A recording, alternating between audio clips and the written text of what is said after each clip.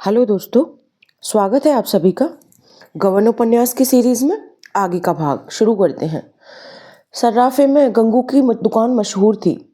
गंगू था तो ब्राह्मण, पर बड़ा ही व्यापार कुशल। उसकी दुकान पर नित्य ग्राहकों का मेला लगा रहता था।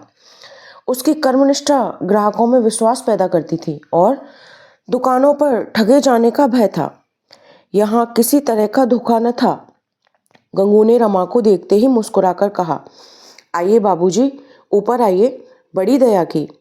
मुनीम जी, आपके वास्ते पान मंगवाओ। क्या हुक्म है बाबूजी, आप तो जैसे मुझसे नाराज हैं, कभी आते ही नहीं। गरीबों पर भी कभी कभी दया कीजिए। गंगू की शिष्टता ने रमा की हिम्मत खोल दी। अगर उसने इतने आग्रह से न बुलाया होता तो शायद रमा को दुकान पर जाने का साहस न होता। अपनी साख का उसे अभी तक अनुभव न हुआ था। दुकान पर जाकर बोला, यहाँ हम जैसे मजदूरों का कहाँ गुजर है महाराज, गांठ में कुछ हो भी तो।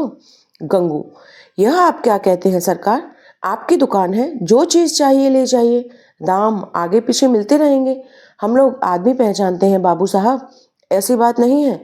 धन्य भाग कि आप हमारी दुकान पर आए तो दिखाऊं कोई जड़ाऊ चीज़, कोई कंगन, कोई हार। अभी हाल ही में दिल्ली से माल आया है। रमानाथ, कोई हल्के दामों का हार दिखाइए। गंगू, यही कोई 700-800 तक। रमा, जी नहीं, हद 400 तक। गंगू, मैं आपको दोनों दिखाई देता हूँ, जो पसंद आवे ले लीजिएगा। हमारे यहाँ किसी तरह का दगल फसल नहीं है बाबू साहब, इसकी आप जरा भी चिंता न करें। 5 बरस का लड़का हो या 100 बरस का बूढ़ा, सबके साथ एक बात रखते हैं। मालिक को भी एक दिन मुंह दिखाना है बाबू। संदूक के सामने आया। गंगू ने हार निकाल निकाल कर दिखाने शुरू किए। रमा की आंखें खुल गईं, जी लोट पोट हो गया। क्या सगाई थी। नगीनों की कितनी सुंदर सजावट, कैसी आव ताव, उनकी चमक दीपक को मात करती थी। रमा ने सोच रखा था 100 रुपए से ज्यादा उधार न लगाऊंगा, लेकिन 400 वाला हार आंखों में कुछ जचता न था और जेब में कुल 300 रुपए थे। सोचा, अगर ये हार ले गया तो जालपान ने पसंद न किया तो क्या फायदा। ऐसी चीज ले जाऊं कि वह देखते ही भड़क उठे। यह जड़ाऊ हार उसकी गर्दन में कितनी शोभा देगा। वह हार एक सहस्र मणि रंजित नजरों से उसके मन को खींचने लगा। वह अभिभूत होकर उसकी ओर ताक रहा था, पर मुंह से कुछ न कहने का साहस होता था। कहीं गंगू ने 300 रुपए उधार लगाने से इनकार कर दिया तो उसे कितना लज्जित होना पड़ेगा। गंगू ने उसके मन का संशय ताड़कर कहा, आपके लायक तो बाबूजी यही चीज है, अंधेरे घर में रख दीजिए तो उजाला हो जाएगा। रमानाथ, पसंद तो मुझे भी यही है, लेकिन मेरे पास कुल 300 रुपए हैं, ये समझ लीजिए। शर्म से रमा के मुंह पर लाली छा गई। वह धड़कते हुए हृदय से गंगू का मुंह देखने लगा। गंगू ने निष्कपट भाव से कहा, बाबू साहब, रुपए का तो जिक्र ही न कीजिए, कहिए 10,000 का माल साथ भेज दो। दुकान आपकी है, भला कोई बात है। हुक्म हो तो एक आधा चीज और दिखाऊं। एक शीश फूल अभी बनकर आया है, बस यही मालूम होता है कि गुलाब का फूल खिला हुआ है, देखकर जी खुश हो जाएगा। मुनीम जी, जरा वह शीश फूल दिखाना तो, और दाम भी कुछ ऐसा भारी नहीं, आपको 250 में दे दूंगा। रमा ने मुस्कुराकर कहा, महाराज, बहुत बातें बनाकर कहीं उल्टे छुरे से न मोड़ लेना। गहनों के मामले में मैं बिल्कुल अनाड़ी हूँ। गंगू, ऐसा न कहो बाबूजी, आप चीज ले जाइए, बाजार में दिखा लीजिए। अगर कोई 250 से कौड़ी कम में दे दे तो मैं मुफ्त में दे दूंगा। शीश फूल आया।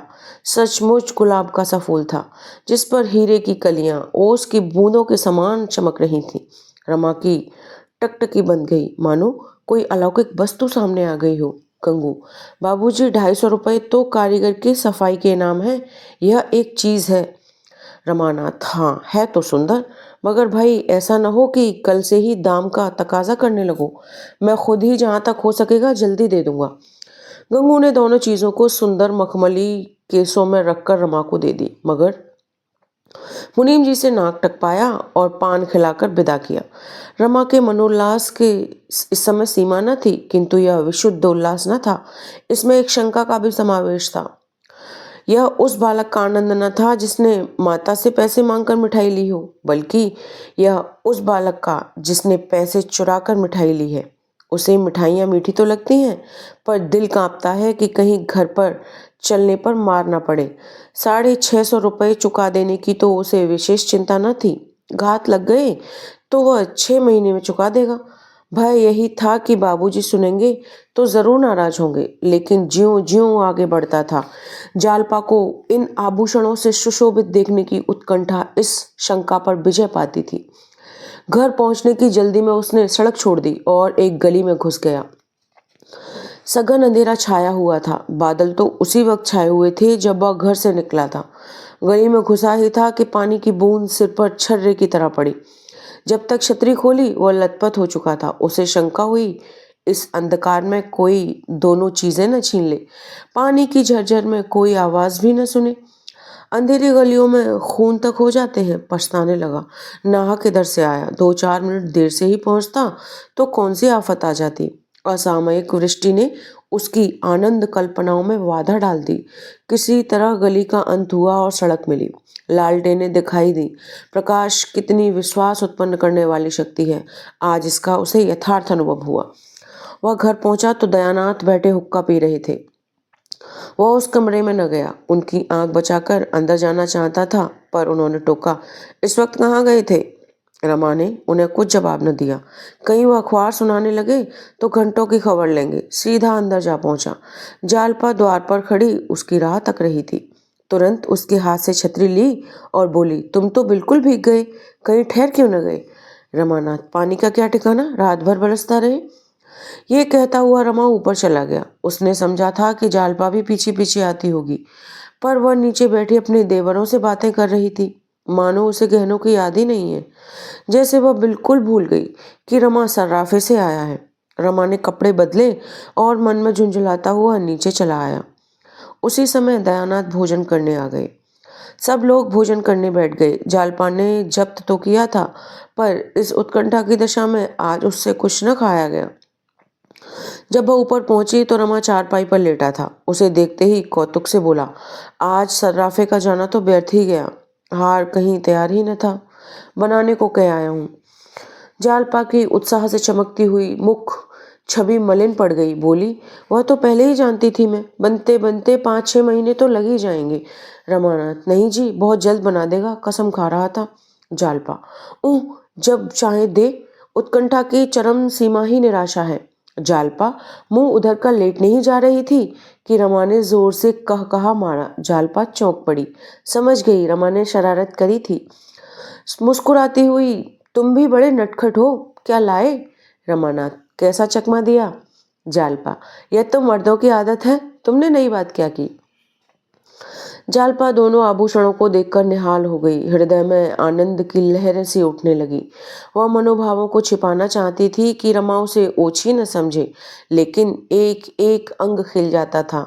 मुस्कुराती हुई आंखें, दमकते हुए कपोल और खिले हुए अधर उसका भरम गंवाए देते थे। उसने हार गले में पहना, शीश फूल जूड़े में सजाया और हर्ष से उन्मत्त होकर बोली, मैं तुम्हें आशीर्वाद देती हूँ, ईश्वर तुम्हारी सारी मनोकामनाएं पूरी करे। आज जालपा की वह अभिलाषा पूरी हुई जो बचपन से ही थी। उसकी कल्पनाओं का एक स्वप्न, उसकी आशाओं का क्रीड़ा स्थल बनी हुई थी। आज उसकी वह साध पूरी हो गई।